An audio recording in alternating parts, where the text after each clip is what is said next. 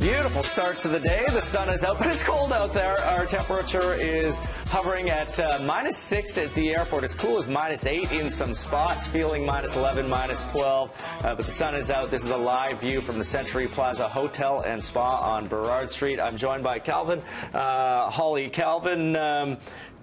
Gawley, sorry. Kelvin, you're from Burnaby Now. You have been covering this Burnaby South by-election from the beginning.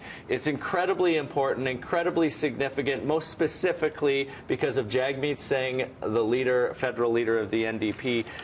Tell us about some of the players to start off. I mean, first and foremost, ever since in August when Jagmeet Singh announced that he was going to be running, we knew it was going to be a particularly interesting by-election. A lot of people are saying, his fate as the leader of that party is sort of at stake here. He says, it doesn't matter. He's going to stay on through to the federal election, but that may or may not be true. So there's a lot of pressure on him either way. He's eager to get his first seat in the House. We have, our second Liberal candidate now, after the first candidate sort of went down in flames after a controversy. Yeah, Karen Wang had to step aside, or they asked her to step aside. She wanted to come back. Yeah, and then she tried to come back, and she even mulled an independent run, which she, I guess, decided not to do. Never put the paperwork in the end. She's no longer in the race, but now we have Richard Lee, who's a very experienced. He was an MLA for 16 years. He's running for the Federal Liberal Party. And we have conservative Jay Shin. He's a corporate lawyer. He's maybe a bit more of an unknown when it comes to politics, but he's certainly he's got some bona fides as, a professional with a lot of experience and some business experience as well.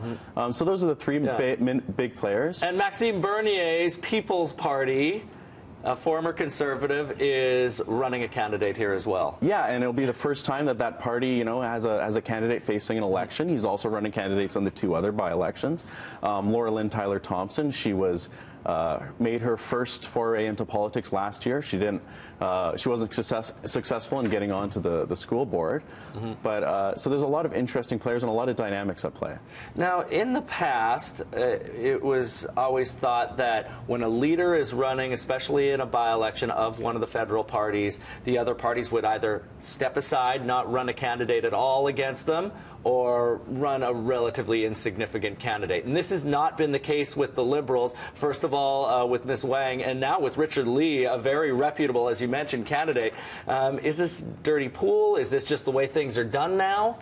I think that increasingly it seems the way things are going. The Green Party, of course, Elizabeth May decided not to run a candidate here, although a former Green candidate, Valentine Wu, is actually running in the election as an independent. That's right.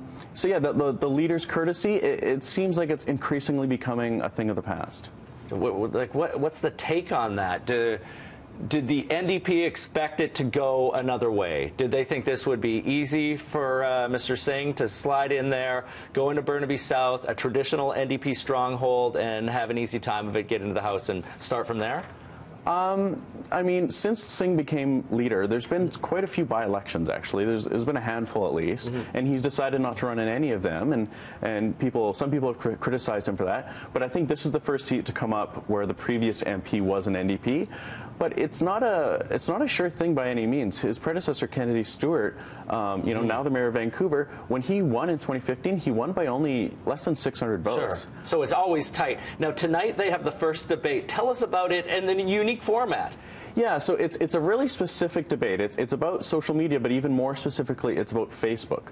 And it's about what is their plan to regulate Facebook, to crack down on fake news, to maybe make a little bit more revenue for the government from these companies that are making millions and millions of dollars in Canada. So it'll be interesting to see how much these candidates even know about the topic and what their plan actually is. And you'll be there covering it. How are we going to find out your coverage? Where do we find it? Well, you can follow me on Twitter, at Kelvin Gawley, or you can go to burnabynow.com and we'll have all the coverage. Thanks, Kelvin. Great stuff, great insight. Coming up, stay with us.